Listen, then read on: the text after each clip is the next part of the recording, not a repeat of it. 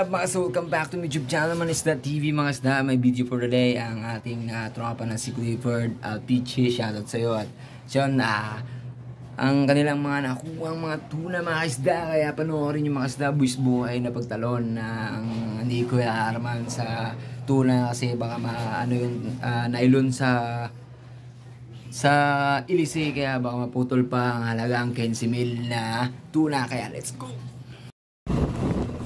Yun, what's up, mga gandang gabi sa inyo lahat mga kaisda.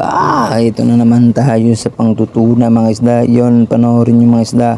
Alas 8 ng gabi ito, kumain agad ang tuna na good size dahil malakas na kasi ito mga isda. Panoorin nyo kung gaano kalakas ang tunang ito at exciting sa paghila dahil mayroong amazing na nangyari dahil panoorin nyo na lang kung paano to tinalon o tinamo mga isda yung alon kung gaano kalakas. At sa mga bata dyan na gustong maglaot at subukan ito para mag-aaral lang mabuti, panoorin nyo to mga isda. Kaya let's go.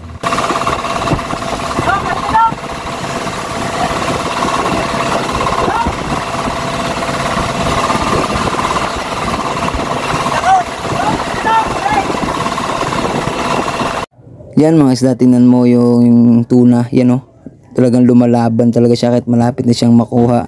Hindi talaga siya pumapayag na makuha agad ng madalian. Parang pag-ibig lang yan, huwag kang bumitaw agad ng biglaan kung kaya mo paglaban. Wow naman! Wow! Wow!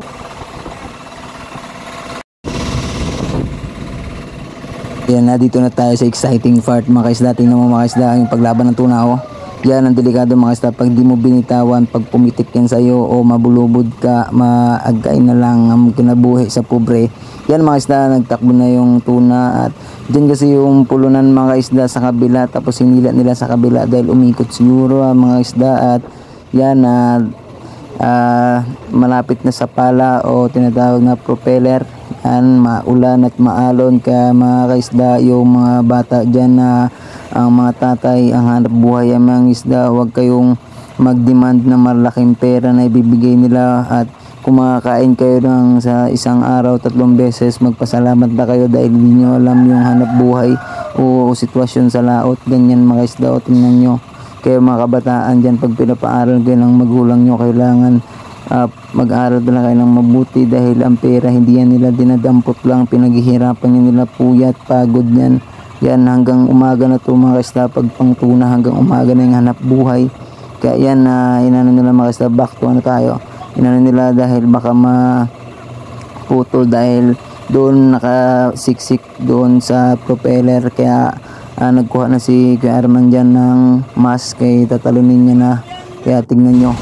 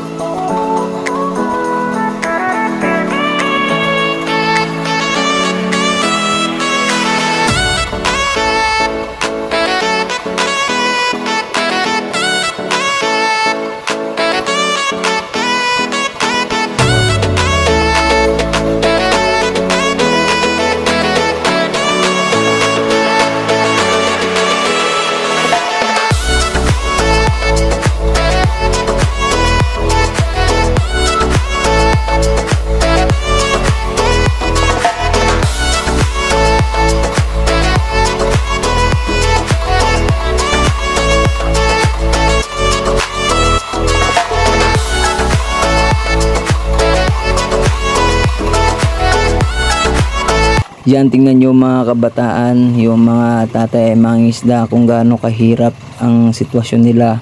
Tingnan mo, tinatalon yung mga ganyang bagay dahil mahalaga sa kanila bawat kain, dahil pag nakawala yan, hihinto yung kain, baga sila mga isda, madadala. Kaya yan mga kabataan ngayon na pinapaaral ng magulang, dapat talaga seryosohin nyo. Hindi nyo alam yung alon, lamig, ulan, lahat sinasakripisyo ng mga magulang nyo upang makapag-aral kayo, makapagtapos kayo para magandang buhay. At lagi kayo magpasalamat sa kanila dahil buwis buhay talaga pag sa laot ka. Pag alis mo pa lang ay hindi mo na alam kung anong kahinat nandun sa laot, abutan ng bagyo o malakas na alon.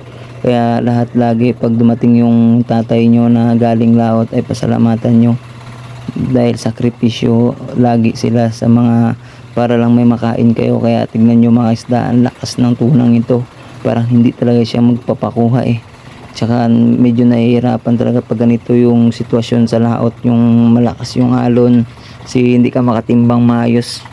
Pero pag sanay ka na, wala ng problema.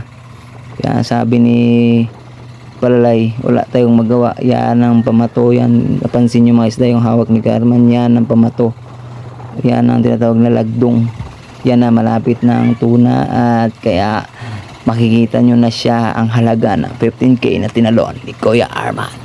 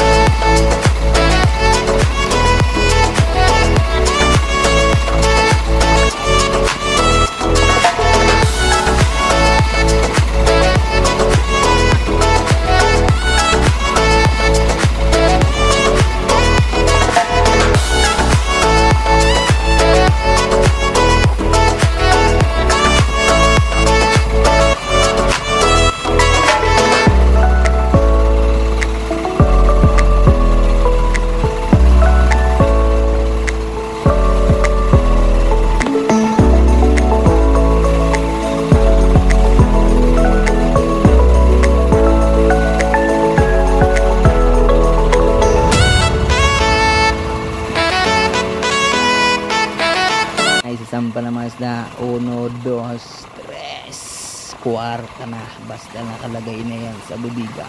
Kwarta na yan, blessing na yan mga isda para sa mga isda, at tuloy-tuloy na may latak mga isda. Napansin yung mga bato na na pinangan nila mga isda yan, medyo hindi kain yan tulad ng talaga yung kain talaga ng tuna na lahat kayo sabay-sabay, iba-ibang nagahila. Wala kang katulong sa paghila, pero walang problema kasi mga trends na yan sila. Tingnan nyo yung halo, no? Yan, panibago yan mga isda. Ito yung pain talaga ng tuna. Yan, pag inabutan na ng gabi ay ng umaga, yan na yan mga isda, kinukuha na yan lahat, tapos ina-ice yan dahil para pambugan na lang yan, hindi na pwede pampain.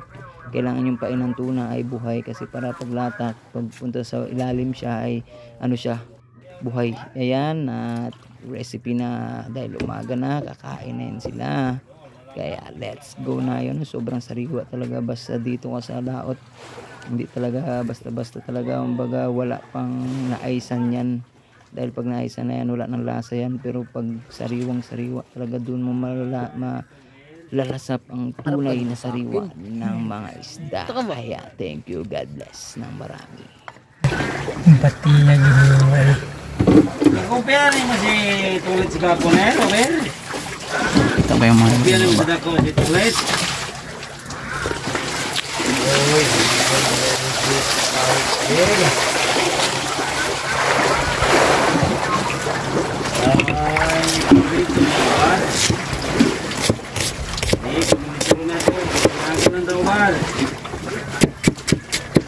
Yes.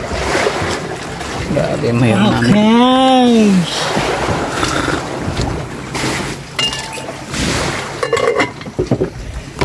Ay, Maraming salamat sa panonood mga isda. At huwag kalimutan mag-like, subscribe, etc.